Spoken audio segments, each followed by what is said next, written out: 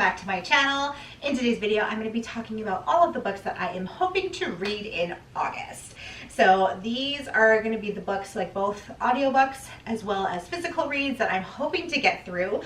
I usually don't end up getting through all of them because I always have these really lofty aspirations I think I'm going to do that I end up not doing, but whatever. A girl can dream, right? And what I ended up doing, I have found, if you guys have not seen, I did a video a little while ago about all of my unread books on my TBR, and there's over 230 books on there. So what I have decided to do is to start going through my library and seeing if they have audiobooks for any of my physical reads that I have. Because I figure I can actually, knock off more of the books that way, because I listen to a lot of audiobooks. I'm able to listen to audiobooks a lot more than I'm able to physically read. When I go for walks with my kids, or when I'm putting my kid to bed, like I'm always listening to an audiobook. When I'm cleaning up my house at night, always listening to audiobooks.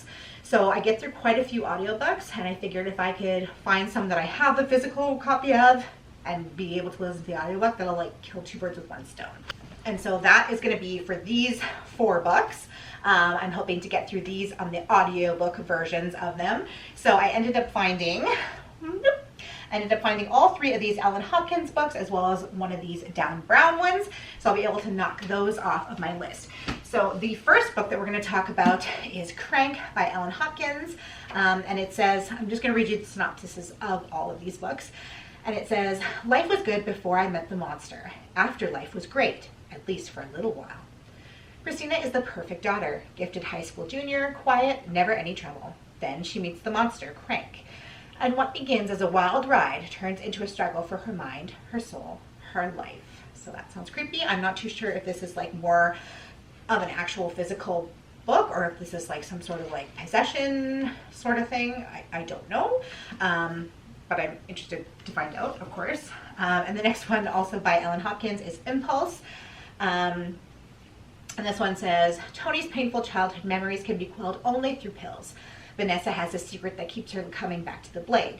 And Connor seems to have the perfect life on the outside, but his inward battle with his parents, his peers, and himself give him one last choice: to pull the trigger. These are 3 lives that would have been cut short if not for the hasty intervention by loved ones, or fate. Now they're given a second chance at a better life, but only if they help one another and if they find the strength to let go of their inner demons for good. This one sounds really interesting. I actually have just started to listen to this one today. And I will say, so far, I'm definitely finding trigger warnings for, self-harm for sure. But this one, I think this will be interesting to get through. And then also, last one by Ellen Hopkins is Burned. And it says, raised in religious yet abusive family, Patton von Stratton starts asking questions about God, a woman's role, sex, love. She experiences the first stirrings of passion. But when her father catches her in a compromising position, events spiral out of control. Patton is sent to live with an aunt in the wilds of Nevada to find salvation and redemption. What she finds instead of love and acceptance, until she realizes that her old demons will not let her go. And then the next one is a Dan Brown novel, and it's called The Lost Symbol. I've had this one on my TBR for forever. I don't know if this actually is part of the Da Vinci Code series. I have read Angels and Demons and the Da Vinci Code. This is about Robert Langdon, who is the protagonist for both of those books, but I don't know if this is actually a part of that series or not. If you know, can you let me know in the comments down below, please? But it says, what is lost will be found. In this stunning follow-up to global phenomenon, the Da Vinci Code, Dan Brown demonstrates once again why he is the world's most popular thriller writer. The Lost Symbol is a masterpiece of storytelling, a deadly race through a real-world labyrinth of codes, secrets, and unseen truths, all under the watchful eye of Brown's most terrifying villain to date. Set within the hidden chambers, tunnels, and temples of Washington, D.C., The Lost Symbol accelerates through a startling landscape toward the unthinkable finale. As the story opens, Harvard symbologist Robert Langdon is summoned unexpectedly to deliver an evening lecture at the U.S. Capitol building. Within minutes of his arrival, however, the night takes a bizarre turn. A disturbing objective, artfully encoded with 5 symbols, is discovered in the Capitol building. Langdon recognizes the object as an ancient invitation, one meant to usher its recipient into a long-lost world of esoteric wisdom. When Langdon's beloved mentor, Peter Solomon, a prominent Mason and philanthropist, is brutally kidnapped, Langdon realizes his only hope of saving Peter is to accept this mythical invitation and follow wherever it leads him. Langdon is instantly plunged into a clandestine world of Masonic secrets, hidden history, and never-before-seen locations, all of which seem to be dragging him toward a single inconceivable truth. Sounds good. Is Dan Brown a thing anymore? Like, I remember with the Da Vinci Code, like, he blew up. Like, is this still a thing? I don't know. Anyway. So, these are the physical reads that I'm wanting to get through. And first, I guess I'll start with this one, because this one I absolutely have to read, which is Our Crooked Hearts by Melissa Albert. And I'm very, very, very excited because on my old BookTube channel, if you don't know, I used to have another BookTube channel that I started with years ago, like 4 or 5 years ago. And I wasn't able to get it connected to my main account, which is monetized. So that's why I had to start this BookTube channel. But on my old BookTube channel, I used to do a series over there with one of my best friends, Georgia, and she and I would kind of have like this mini book club, and we would each read the same book and we would come together and have a discussion about it. And people really loved it. She and I were really funny. Like, we're awesome together. I'll just throw that right out there so you guys can look forward to that coming soon. But we have decided to restart the Bestie Book Babble over here on this channel. So this is the book that we are going to be reading for this month. So if you want to read it as well, that's cool. Our very first, something kind of funny is that our very first book that we ever talked about over there was a Melissa Albert book. So it only seemed fitting that the new Melissa Albert is going to be our first book over here. So the synopsis for this one says, Secrets, Lies, Super Bad Choices, Witchcraft. The suburbs right now.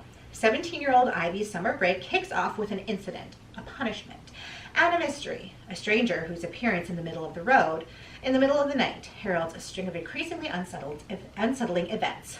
As the days pass, Ivy grapples with eerie offerings, corroded memories, and a secret she's always known. This is the third video I'm filming today, so it's just all starting to word vomit. As the days pass, Ivy grapples with eerie offerings, corroded memories, and a secret she's always known. There's more to her mother than meets the eye. The city back then. Dana has always been perceptive, and the summer she turned 16, with the help of her best friend and an ambitious older girl, her gifts bloom into a heady fling with the supernatural.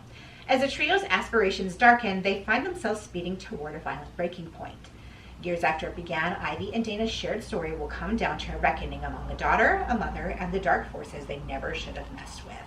So this sounds quite a bit different than the Hazelwood, so I'm really interested to see how Melissa Albert does more of a thriller sort of book. Okay, next is a book that I'm just like, this is just my placeholder because I don't have the book that I'm going to read. This is one in the series I have on order, which should be coming next week.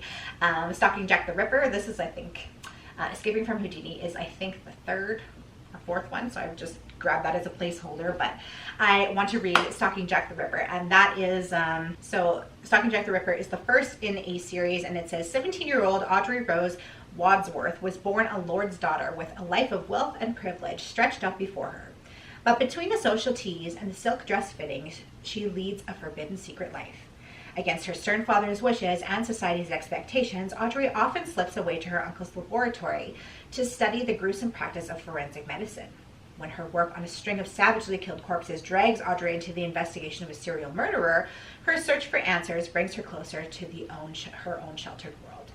I am really excited to finally be getting that one. I grabbed this one as well as there's another one in the series I grabbed from Book Outlet, and of course, but I needed the first one, so I'm excited that should be coming next week. Okay, the next to last book is the sequel to King of Crows, and that is Crooked Kingdom by Leigh Bardugo. I am really excited to read this one and finish off this duology. I finally read Sex of Crows. If you watched my July wrap-up, you would have heard how I enjoyed that one, and so I'm really excited to read the second one.